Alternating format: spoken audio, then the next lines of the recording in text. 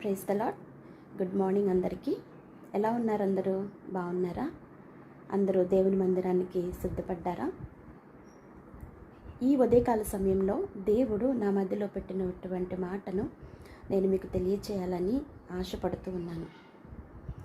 అందరూ దేవుని మందిరానికి వెళ్ళబోతూ ఉన్నారు. నీవు ఏ స్థితిలో దేవుని మందిరానికి వెళ్తున్నావో, దేవుని దగ్గరకు వచ్చిన విధానము ఏదైనా కావచ్చు, కానీ నీ స్థితిలో దేవుడు మార్పు తీసుకొని రాబోతున్నాడు. ఆమేన్, హల్లెలూయా. అపోస్తుల కార్యాల గ్రంథం 14వ అధ్యాయంలో 1వ వచనంలో లుస్త్రాలో బలహీన పాదములు కలిగిన ఒక వ్యక్తిని మనం చూస్తాం. తను దేవుని మందిరానికి వచ్చినప్పుడు కుంటివాడిగా, నడవలేని వాడిగా, ఎవరి చేత మోసుకొని లేదంటే తీసుకొని రాబడినట్లుగా మనం చూస్తున్నాం.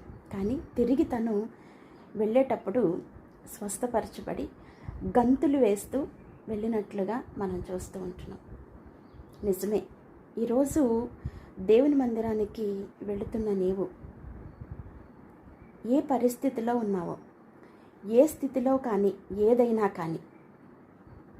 కానీ ఒక అద్భుతాన్ని చూడగలిగిన స్థితిలో దేవుడు నిన్ను నిలబెట్టబోతూ ఉన్నాడు. నువ్వు వచ్చిన విధానం ఏదైనా ఒక అద్భుతంగా తిరిగి వెళ్ళబోతూ ఉన్నావు. ఆమేన్, హల్లెలూయా. నీ బలహీనత ఏదైనా కావచ్చు. శారీరక బలహీనతతో వెళ్ళిన వ్యక్తి అక్కడనే మనం చూస్తూ ఉంటున్నాం. శారీరక స్వస్థతతో వెళ్ళాడు. నీది శారీరక బలహీనత కావచ్చు, ఆత్మీయ బలహీనత కావచ్చు, మానసిక బలహీనత కావచ్చు. నువ్వు వచ్చిన విధానం ఏదైనా కావచ్చు, కానీ ఒక అద్భుతంగా నువ్వు వెళ్ళబోతున్నావు.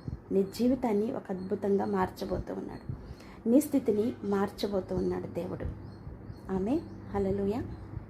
దేవుడు నిన్ను దీవించి ఆశీర్వదించును గాక. God bless you all.